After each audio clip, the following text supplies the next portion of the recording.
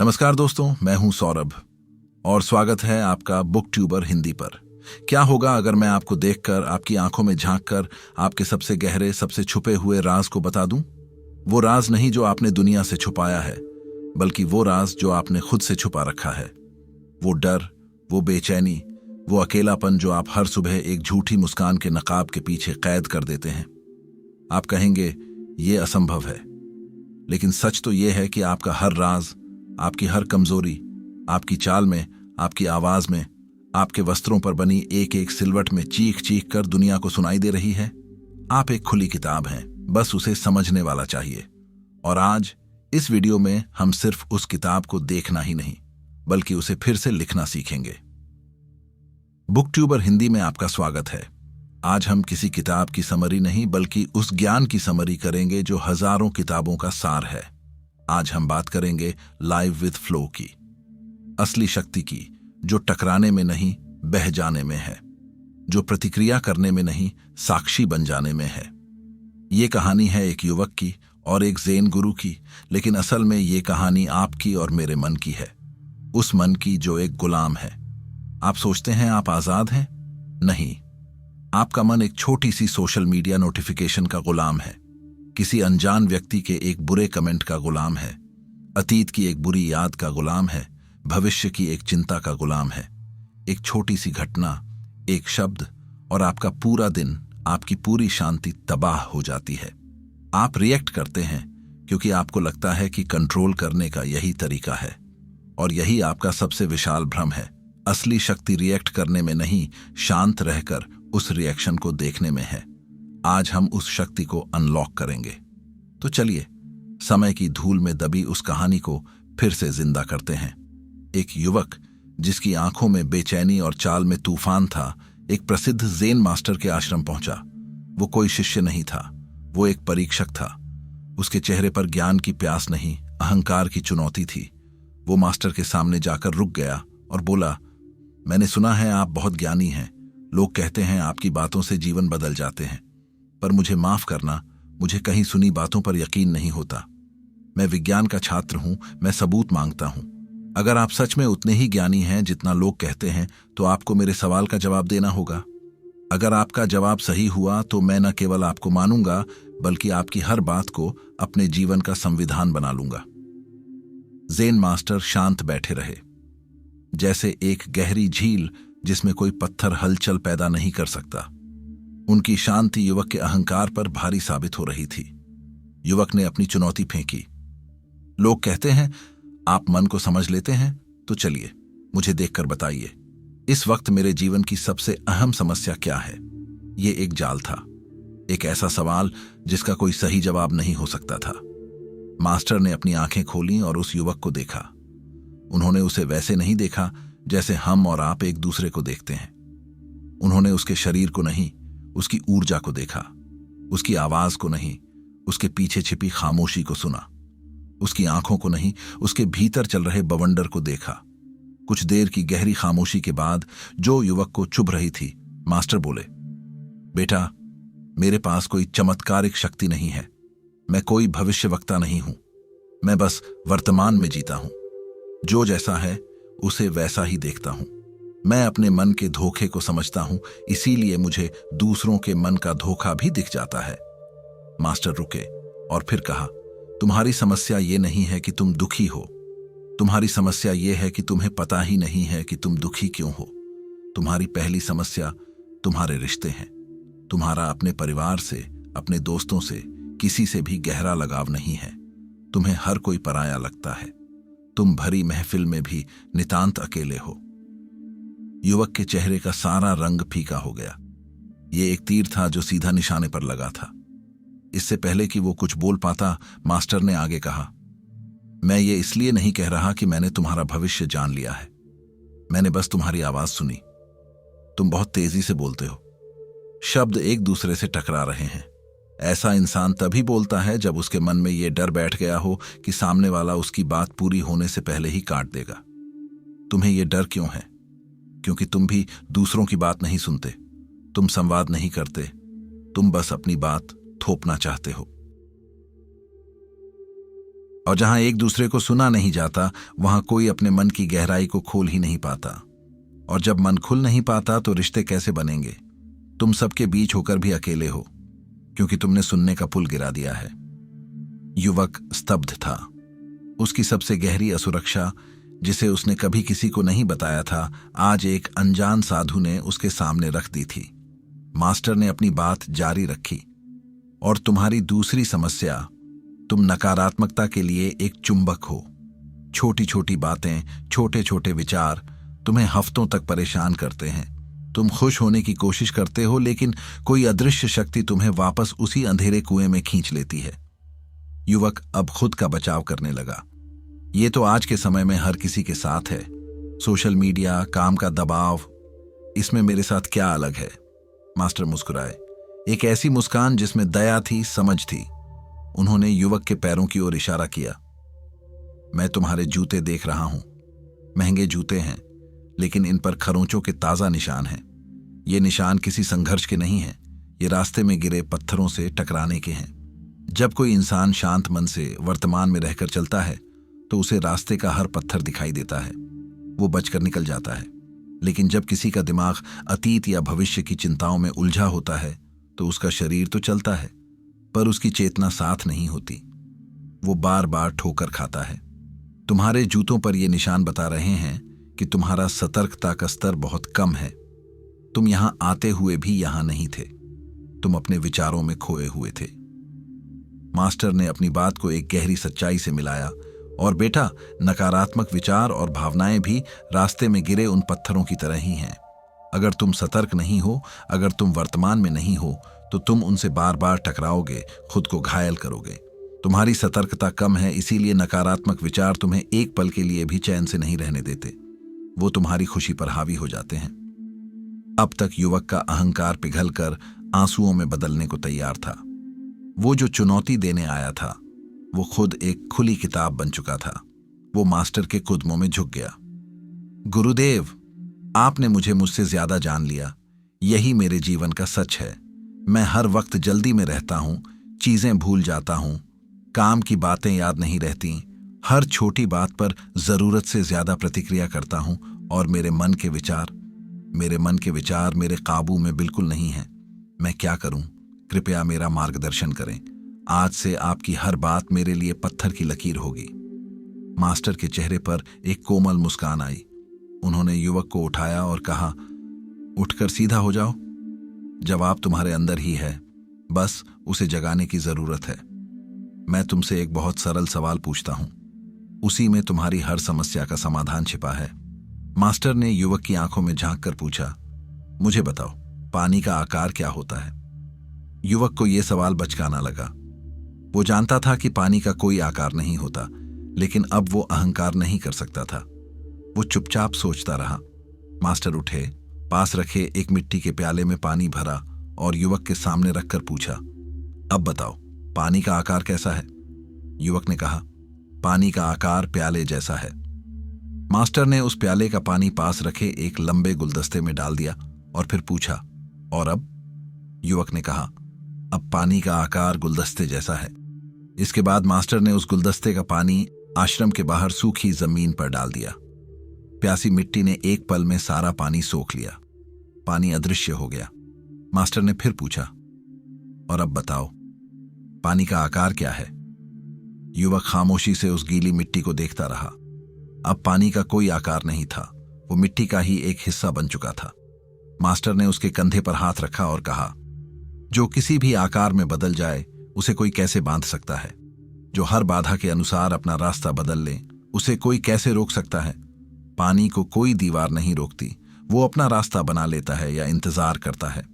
वो कठोर नहीं है, इसीलिए उसे नष्ट नहीं किया जा सकता। वो विनम्र है, इसीलिए वो सबसे शक्तिशाली है। यही हर परिस्थिति में जीने का तरीका है, यही फ्लो में जीना है। आज मैं तुम्हें पानी के माध्यम से जीवन के 5 गहरे सिद्धांत समझाऊंगा। ये 5 सिद्धांत नहीं, 5 चाबियां हैं जो तुम्हारे मन के हर ताले को खोल देंगी। नंबर 1, कम प्रतिक्रिया, अधिक नियंत्रण। मास्टर ने कहा, सोचो, जब तेज बारिश का पानी पूरी ताकत से एक विशाल चट्टान से टकराता है तो क्या होता है? पानी हजारों छींटों में बिखर जाता है, उसकी शक्ति टूट जाती है, कमजोर हो जाता है। लेकिन वही पानी जब शांत होकर धीरे धीरे उसी चट्टान के बगल से बहता है तो सदियों में उस चट्टान को भी काट कर अपना रास्ता बना लेता है। तुम्हारी समस्याएं और मन में उठने वाले नकारात्मक विचार उसी चट्टान की तरह हैं और तुम उस सैलाब के पानी की तरह हो। तुम उनसे सीधे टकराते हो, तुम मुकाबला करते हो। मुझे ऐसा क्यों सोचा? मेरे साथ ही ऐसा क्यों हुआ? उसने ऐसा कैसे कह दिया? ये जंग तुम्हें हर बार थका देती है, तुम्हारी शक्ति को बिखेर देती है। तुम हर रोज जूझते हो और हर रोज हारते हो। मन से संघर्ष करने से पहले ये समझो कि मन प्रतिक्रिया करता ही क्यों है। तुम्हारा मन एक पानी का टैंक है जो इच्छाओं के पर्वत पर रखा हुआ है। ये इच्छाएं क्या हैं? लोग मुझे पसंद करें, लोग मुझे महान और महत्वपूर्ण माने, मेरा हर काम जल्दी और मेरे हिसाब से हो, बहस में मैं हमेशा सही साबित हूं, कोई मेरा अपमान न करे। जब तक तुम्हारा मन इन इच्छाओं के पर्वत पर रहेगा तब तक प्रतिक्रियाओं का पानी नीचे की तरफ बहता ही रहेगा। तुम उसे अपनी इच्छा शक्ति से नहीं रोक सकते। अगर तुमने जबरदस्ती रोकने की कोशिश भी की तो वो सब्र का एक कच्चा बांध होगा जो एक दिन बहुत विशाल विस्फोट के साथ टूटेगा। तो समाधान क्या है? पानी को बहने से रोकना नहीं, समाधान है उस पर्वत से नीचे उतर आना। इच्छाओं के पर्वत से नीचे उतरो, मन को इन बेकार की बचकानी इच्छाओं से खाली करो। जब तुम ये उम्मीद करना समाप्त कर दोगे कि लोग तुम्हें हमेशा पसंद करें तो उनकी नफरत या आलोचना तुम्हें चोट नहीं पहुंचाएगी। जब तुम ये उम्मीद करना समाप्त कर दोगे कि तुम हमेशा सही साबित होगे तो किसी मूर्ख की बात पर भी तुम्हें गुस्सा नहीं आएगा, तुम बस मुस्कुरा दोगे। जब तुम ये उम्मीद करना समाप्त कर दोगे कि तुम्हारा जीवन तुम्हारी योजनाओं के अनुसार चले तो अनहोनी भी तुम्हें एक अवसर नजर आएगी। महान दार्शनिक एपिक्टेटस ने कहा था, लोग चीजों से परेशान नहीं होते बल्कि चीजों के बारे में अपनी राय से परेशान होते हैं। किसी का अपमान करना उसका कर्म है, पर अपमानित महसूस करना तुम्हारी चॉइस है। ये चॉइस तुम्हारे हाथ में तब आएगी जब तुम इच्छाओं के पर्वत पर नहीं बल्कि समतल जमीन पर होगे। प्रतिक्रिया मत करो, बस देखो। जब कोई अपमान करे तो गुस्से से उबलने की जगह अपने अंदर उठते गुस्से को देखो। उसे एक बादल की तरह देखो जो आया है और चला जाएगा। तुम वो बादल नहीं, तुम वो आसमान हो जिसमें बादल आते जाते रहते हैं। यही है असली आत्मनियंत्रण। फिर दुनिया की विशाल से विशाल लहरें भी तुम्हारे मन की झील को शांत नहीं कर पाएंगी। नंबर 2, शांति में स्पष्टता। The mirror mind. मास्टर ने युवक को आश्रम के पास एक छोटी सी शांत झील के किनारे ले जाकर कहा, इस पानी में देखो, तुम्हें क्या दिखता है? युवक ने कहा, मुझे पानी के भीतर गिरे छोटे छोटे पत्थर, मेरा चेहरा और ऊपर आसमान साफ साफ दिख रहा है। मास्टर ने एक छोटा सा पत्थर उठाया और उस शांत पानी में फेंक दिया। लहरें उठीं और सारी छवि धुंधली हो गई, कुछ भी साफ नहीं दिख रहा था। मास्टर बोले, बिल्कुल यही तुम्हारे मन के साथ होता है। जब तुम्हारा मन शांत होता है तो तुम्हारी बुद्धि, तुम्हारा विवेक, तुम्हारी आंतरिक शक्ति, सब कुछ शीशे की तरह साफ काम करता है। तुम्हें पता होता है कि क्या सही है और क्या गलत।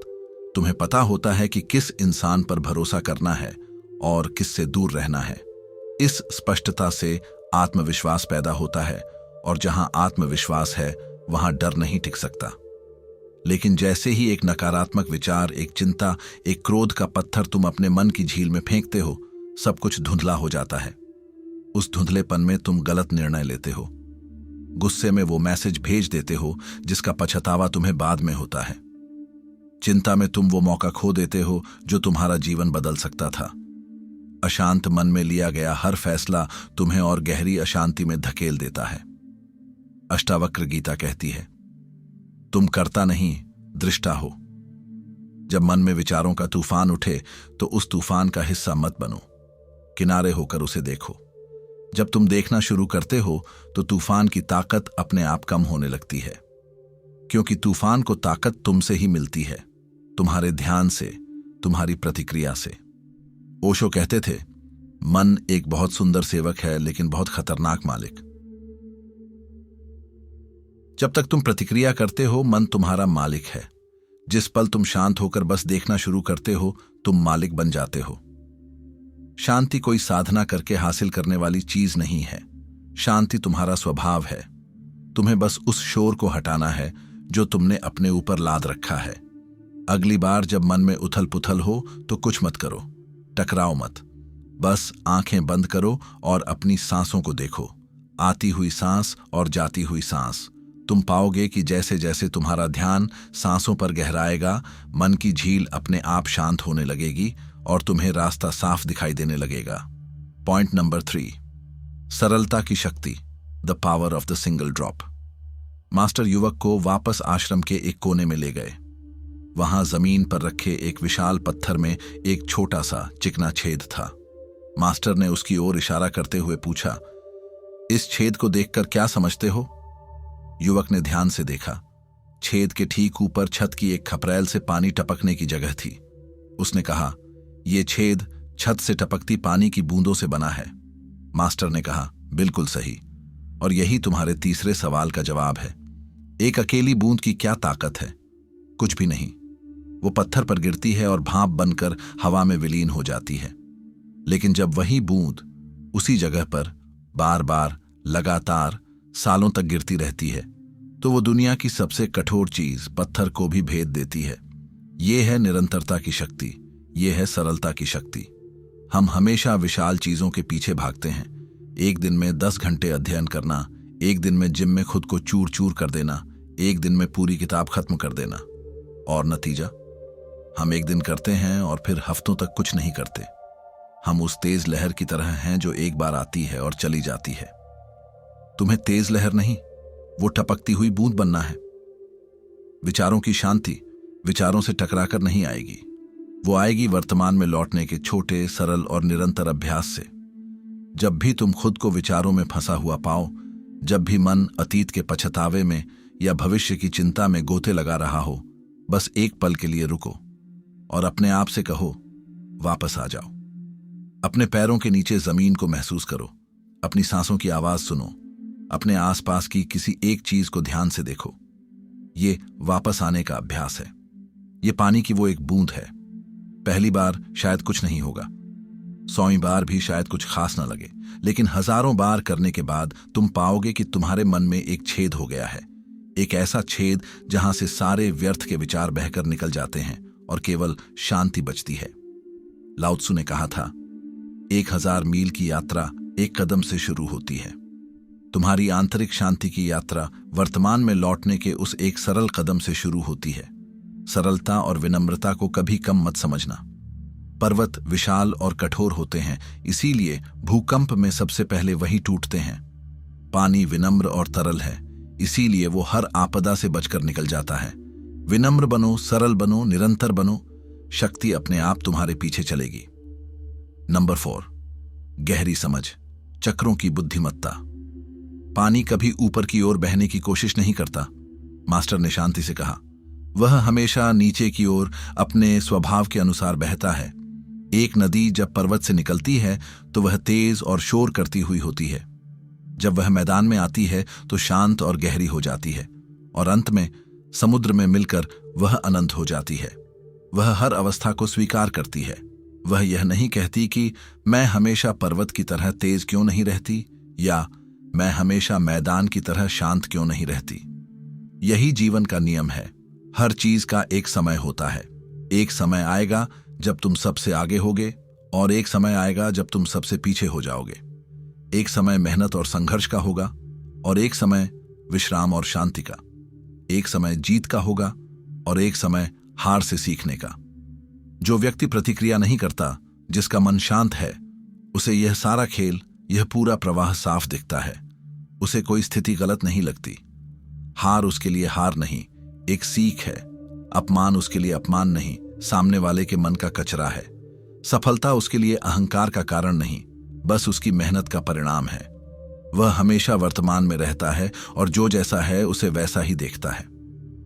तुम बेचैन इसलिए होते हो क्योंकि तुम जीवन की नदी को अपने हिसाब से घुमाना चाहते हो। तुम चाहते हो कि वह हमेशा तेज बहे, हमेशा तुम्हारी मर्जी के किनारों के बीच से गुजरे। यह असंभव है। जब जीवन में मुश्किल समय आए तो उससे टकराओ मत। ये मत कहो मेरे साथ ही क्यों, यह कहो यह समय मुझे क्या सिखाने आया है? जब तुम संघर्ष कर रहे हो तो जान लो कि यह नदी के पर्वतीय इलाके का सफर है, और जब शांति हो तो उसके लिए आभारी रहो, क्योंकि यह मैदानी इलाका है। दोनों ही उस नदी का हिस्सा हैं। ताओवादी दर्शन का यिन यांग प्रतीक यही सिखाता है। हर अंधेरे में एक किरण सी होती है और हर उजाले में एक छाया सी। दोनों मिलकर ही पूर्णता बनाते हैं। जब तुम इस चक्र को, इस साइकिल को गहराई से समझ जाते हो तो तुम प्रतिक्रिया करना बंद कर देते हो। तुम बस बहते हो। नंबर 5, प्रवाह में रहो, बी इन द फ्लो। तो अंत में करना क्या है? मास्टर ने युवक की आंखों में देखते हुए पूछा। जवाब सबसे सरल है और सबसे मुश्किल भी। निर्मल पानी की तरह ब्रह्मांड के प्रवाह में बहना सीखो, बी द फ्लो। एक सर्फर समुद्र की लहर को नियंत्रित नहीं करता, वह लहर से मुकाबला नहीं करता। अगर वह संघर्ष करेगा तो लहर उसे पटक देगी।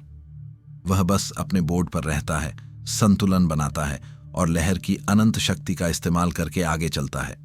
शक्ति लहर की है, कुशलता सर्फर की। तुम्हारा जीवन वह लहर है, ब्रह्मांड की शक्ति।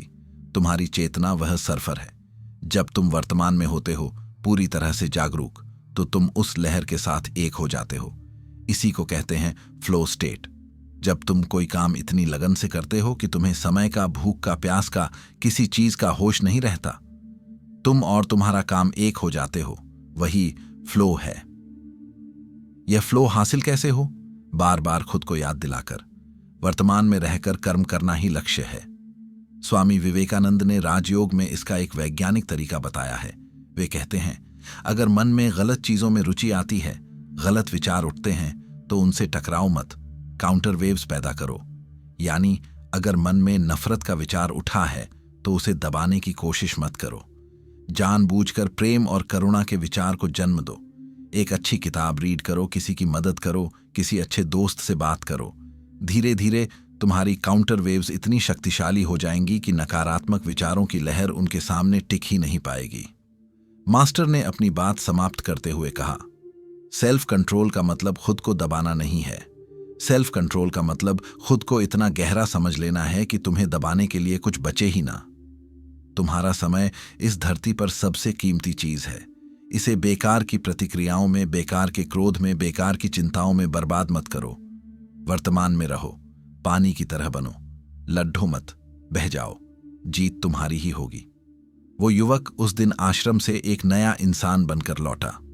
उसकी चाल में अब तूफान नहीं, एक ठहराव था। उसकी आंखों में अब बेचैनी नहीं, एक गहरी समझ थी। ये कहानी सिर्फ उस युवक की नहीं है, ये हम सब की कहानी है। हम सब उस चट्टान से टकराने वाले पानी की तरह अपनी ऊर्जा बिखेर रहे हैं। सोशल मीडिया पर एक अनजान से बहस करने में, ट्रैफिक में किसी पर चिल्लाने में, अतीत की बातों पर पछताने में। असली शक्ति दुनिया को कंट्रोल करने में नहीं है। दुनिया कभी आपके कंट्रोल में नहीं होगी। असली शक्ति अपने आंतरिक रिएक्शन को मास्टर करने में है। दुनिया आप पर पत्थर फेंकेगी ही, ये उसका स्वभाव है।